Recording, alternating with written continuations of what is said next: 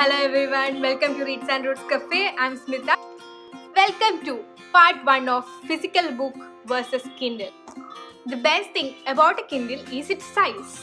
Whether you're carrying one book or whether you're carrying thousands of books, the weight remains still the same.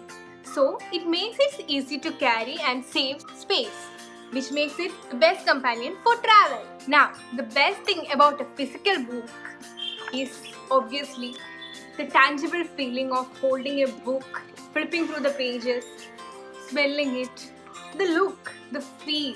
I think it outweighs the Kindle advantages of being travel friendly and lightweight. Don't you think so? Next point regarding Kindle is the cost of the books.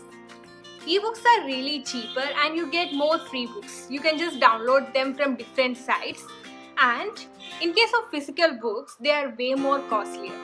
Of course, you can get old books, but still, the chances of getting free books is very less. So, regarding the cost of the books, Kindle wins.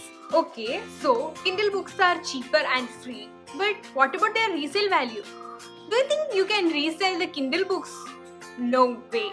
So, physical books win here. In case you are done with this physical book, you can always resell it and at least you will get half the price of the real book. And if it is a very torn old book and you don't need it anymore, I think you can always give it to the scrap and even they will give you some money and you can earn something from this book. So now you're thinking of buying a new book, and if you're going for a physical book, you have to literally go to the store, search for the books and buy it, which is an additional effort. But in case of a Kindle, you just have to search at the comfort of your home, download it. Done! Which makes Kindle book shopping so much easier. But what about the ease of shopping? In case of a physical book, you go to the bookstore and you'll be seeing racks and racks of books.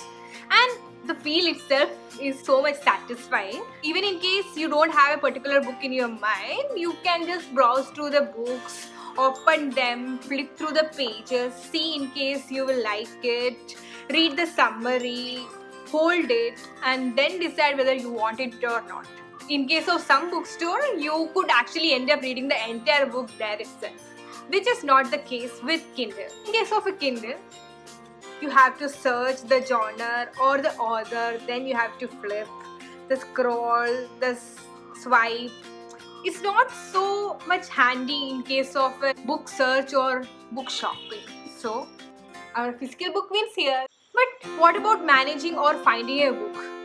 In case of a Kindle, the entire collection of books resides inside this small device.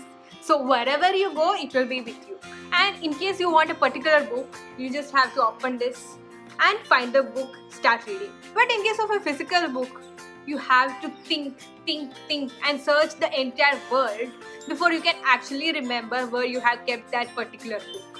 So, in case of managing and finding a book that you already have, Kindle wins. But I think there is one thing that every book lover will agree with me. Your collection of books, your bookshelf. That's an asset for you. It gives you a personal satisfaction when you see it and your friends are coming over and you show them this is my collection of books and they are also amazed. It makes me so happy. Also, the sorting is very easy. You can sort all your books based on the genre, based on the color, based on the author. But if you tell your friends, hey, I'm having thousands of books here, you want to see? And they'll be like, so what's the big deal? I can't see it, so I don't feel like it's a big deal. And also, all the books will be in a list, so you don't have that particular sorting. Again, physical books win. How about you want to read something spooky or something secretive? Do you think you can do that on a physical book? Definitely no. You are in a public place and you are reading something. Some of the other passenger will be interested and at least they will know what you are reading. Not the case with Kindle. All the covers are hidden behind. You can read whatever you want and nobody will know. But what about sentiments? Do you think you can have an author signed ebook in this Kindle? Do you think you can add a personal note and gift a book to someone? No. But what about a physical book? You can add your own personal note. You can get an author signed book. Everything is possible in a physical book. Also, there could be books that you are having in your family for generations. Suppose there could be a book that your grandparents used, they handed it over to their kids. From your grandfather, your parents got, and from your parents, now it's your turn to use the book. It's having so much sentiments attached to it, and now you are waiting to give the books to your kids, which is not possible in Kindle books, which makes us think of the wear and tear over the years for a physical book and a Kindle.